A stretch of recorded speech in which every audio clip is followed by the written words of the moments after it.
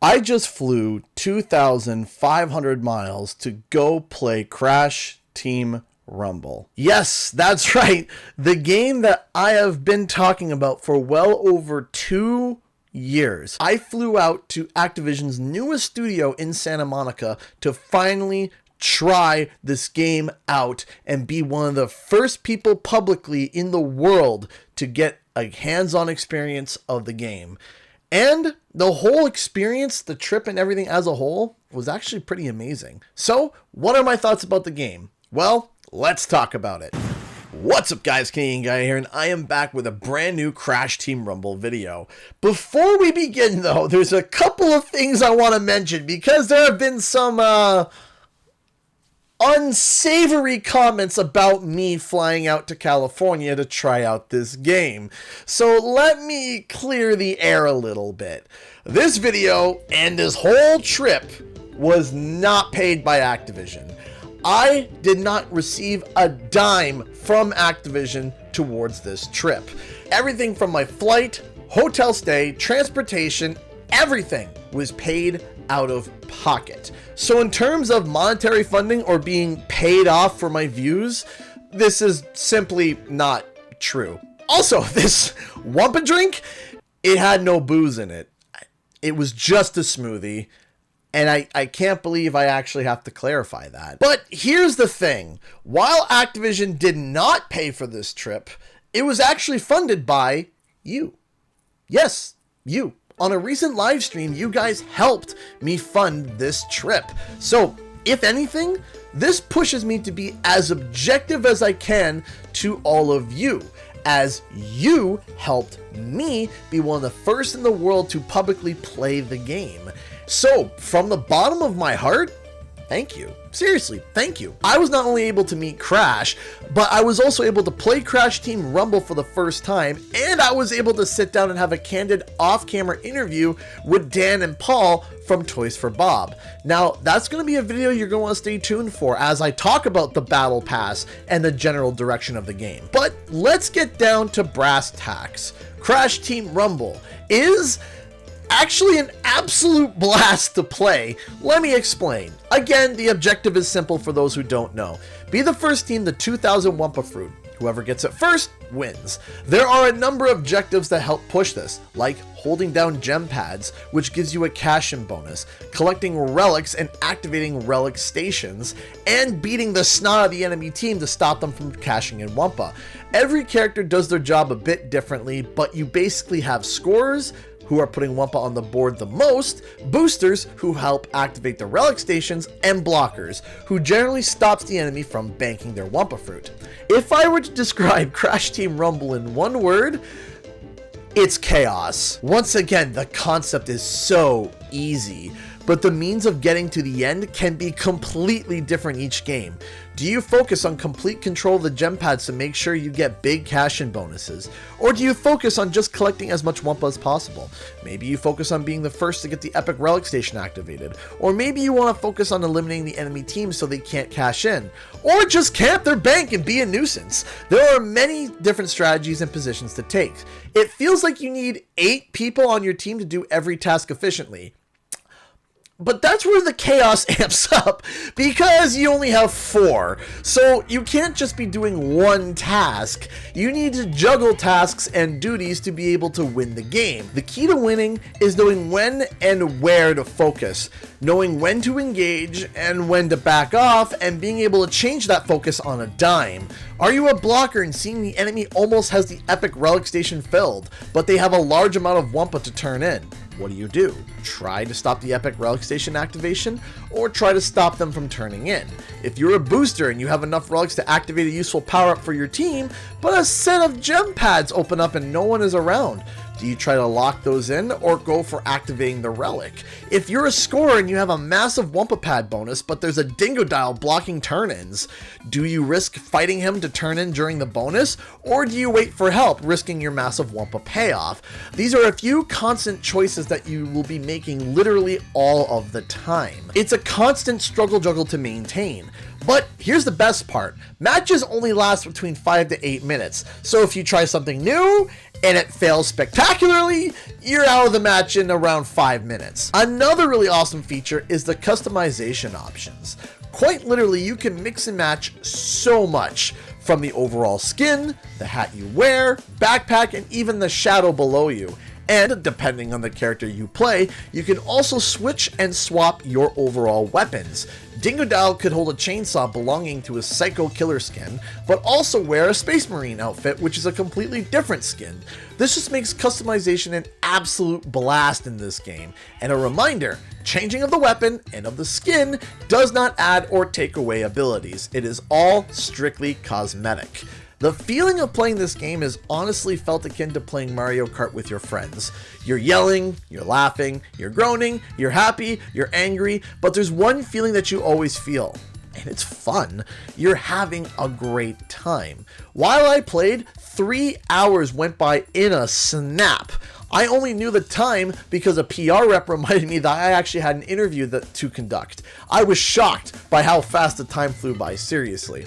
Now, while you're having a good time, you can really start to feel the energy kick up when you reach the second half of the match. You can be a bit behind or be neck and neck, and in one moment flip the entire match on its head.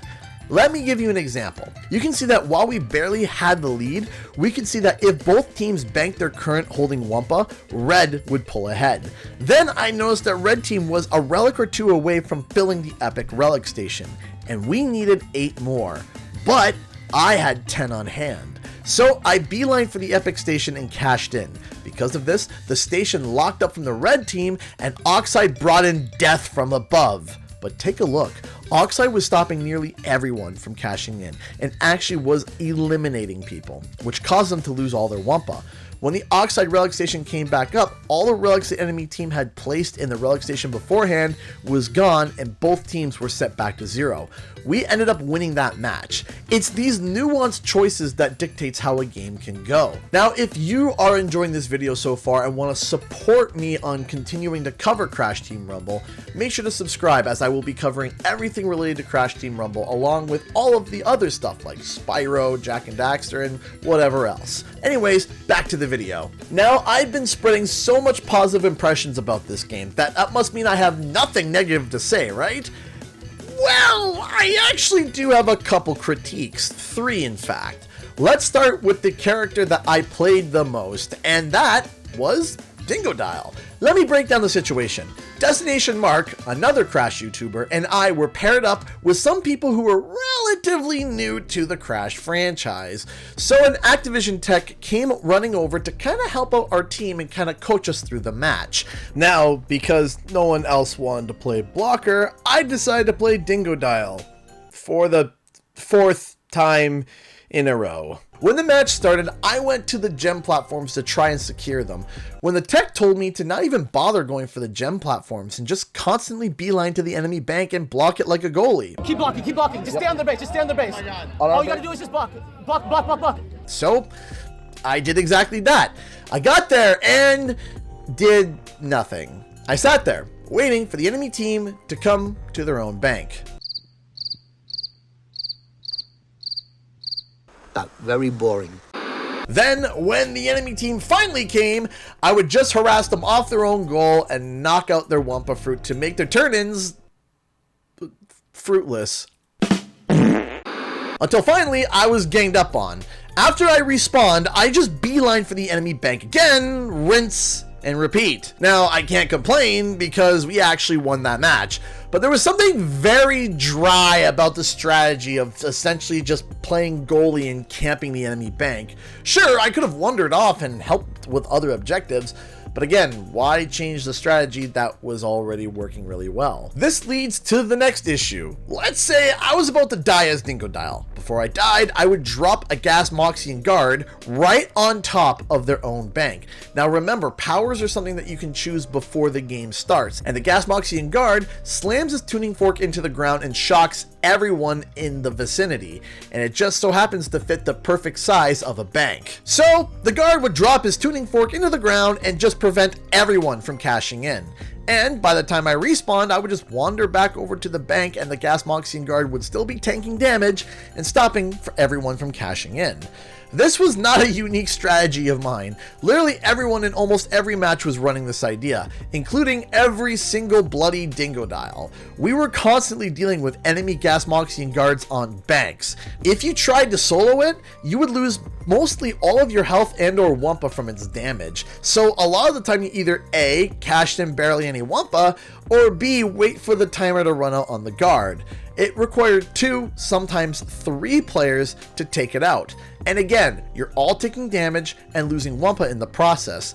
This felt so tiring, constantly dealing with gas moxine guards and Dingo Diles on your own bank. But hey, I did it myself because it works. So remember how I said that the game does feel like a bit of a struggle juggle?